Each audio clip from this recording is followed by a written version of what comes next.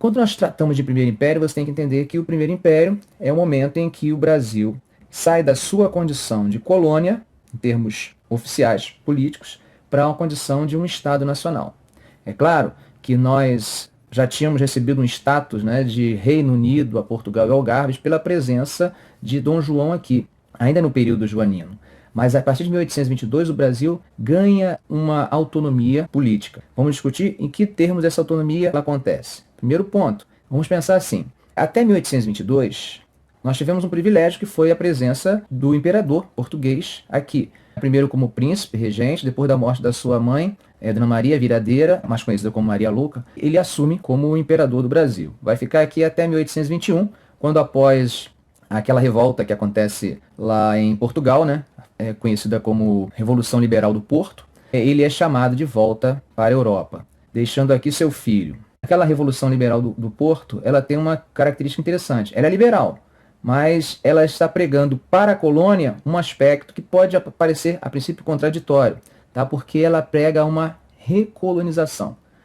A abertura dos portos de 1808 seria cancelada e, a partir desse momento, o Brasil teria novamente aquilo que nós chamamos de pacto colonial, ou, aconselho numa específica, você usar o termo exclusivo colonial. Nesse momento já existiam forças divergentes dentro do Brasil, forças essas formadas por portugueses, que é claro que tinham uma participação muito mais forte dentro do poder, mas também por brasileiros, que já faziam, de certa forma, parte de uma elite econômica dentro do país. O momento da independência é um momento sui generis, por quê? Porque o Brasil tem um português, Dom Pedro, se apresentando como o grande defensor da nossa autonomia e da nossa independência. É interessante pensar que esse momento em que ele se torna o grande ícone da independência, ele está cimentando diferentes correntes políticas, diferentes interesses.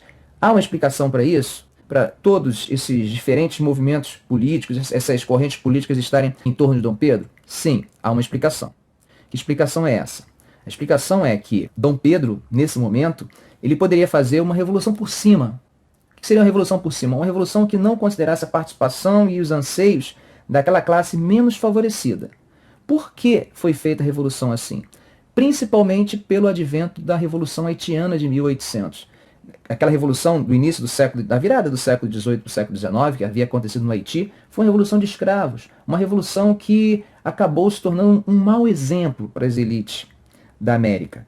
Tá? O medo de que aqui acontecesse a mesma coisa que aconteceu no Haiti. O que aconteceu no Haiti? Uma revolução onde os escravos tomaram o poder, expulsando os franceses e assumindo a condição de primeira república negra da América. As elites preferem fazer uma revolução por cima, entrando em consenso e assumindo o apoio à figura de Dom Pedro. Lembrem, Dom Pedro era português, Dom Pedro era filho do imperador de Portugal e era o primeiro na linha sucessória. Mas mesmo assim nós optamos por fazer esse tipo de independência. Em 1822 o Brasil se torna independente. Brasil, um país independente, um Estado independente, temos alguns problemas para resolver. Quais são esses problemas?